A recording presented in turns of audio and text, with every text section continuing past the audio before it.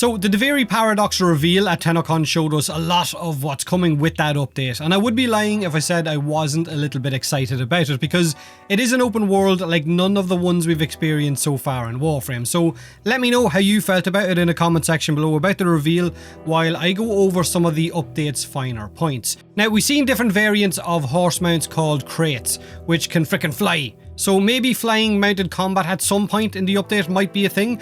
Drifter gameplay with stealth, a Groundhog Day rogue-like monochrome world with checkpoints for revive locations whenever you die, melee drifter combat, as well as void powers being usable at some stage by drifter, not to mention the brilliant effects of colour bleeding into the world with certain actions that you can do. Now, the world will also have the dragon, or enormous void worm, and the return of Teshin, or a variant of him at least. New NPCs and a ruler called Dominus Thrax, who suffers from mood swings that can alter the aggression of the world itself, or how I guess it reacts to you. Now, the duviri paradox open world won't have bounties, won't have fishing, and won't have mining, so it's not following the typical mold of our current open worlds, so it's going to be a very interesting experience. A different take on the open worlds that we are used to within the Warframe universe. Now, I will leave a link to the full gameplay reveal, the video of that, in this video's description over on the Play Warframe channel. Now, this is pretty much the first big story arc update since the New War.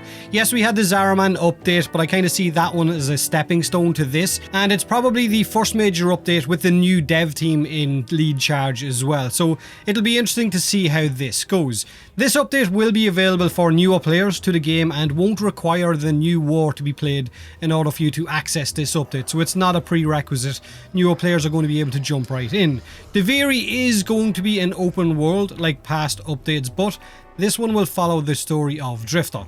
And it will give us a look into Drifter's world and how they became familiar with certain scenes that we have already seen in the New War questline. So right from the start, it sounds very interesting, being trapped inside this monochrome world and having to relive it again and again as we attempt to break free from its master, Dominus Thrax, who, like I said, kind of looks like he sees Drifter as a personal toy.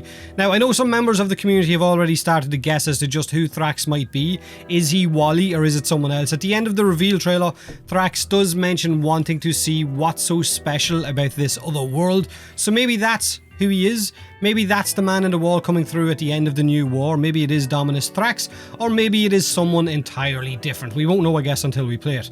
Now, the monochrome visual effect within Duviri, we're told, will play a fundamental part of the world's theme, as well as stealth by the looks of things for certain parts.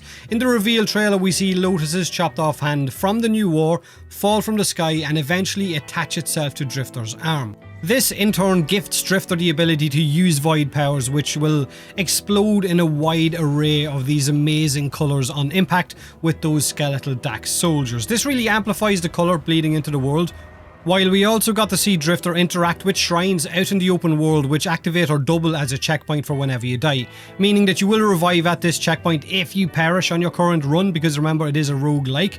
But also, when interacting with the shrine, it seems to release a colour sprite of sort, which will bleed some colour into the world, but it also seems to double up as a guide for which direction you should be going in next, or at least that's what it kind of looked like.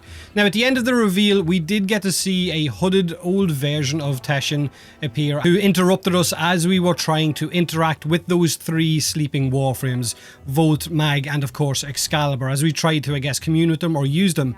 And that's when we pick up Teshin's dual Nakanas, Sun and Moon, and fight one of the Thrax's king champions, Denphius. Now, the fight itself looked fun and seemed to require good timing mechanics for parries, like a very kind of toned down parry mechanic from Sekiro, if you could call it that.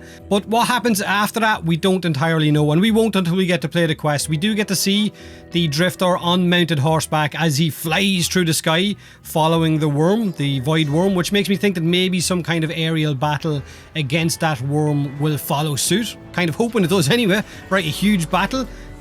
But again, only time will tell. Let me know in the comment section below what you thought of the Duviri paradox reveal. Are you looking forward to it or not? Have a great day, and as always, thanks for watching.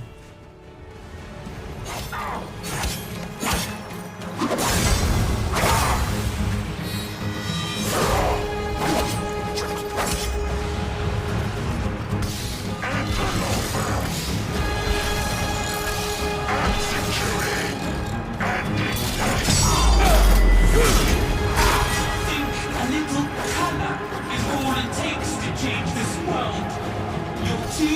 old and too weak.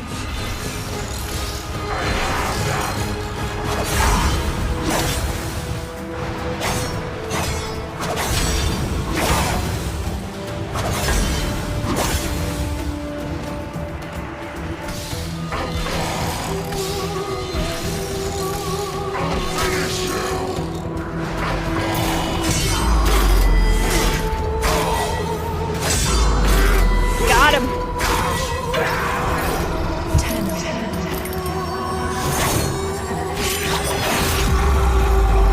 He didn't do anything to you. Why won't you do it? Well, looks like I made quick work of Sad. Denvius, but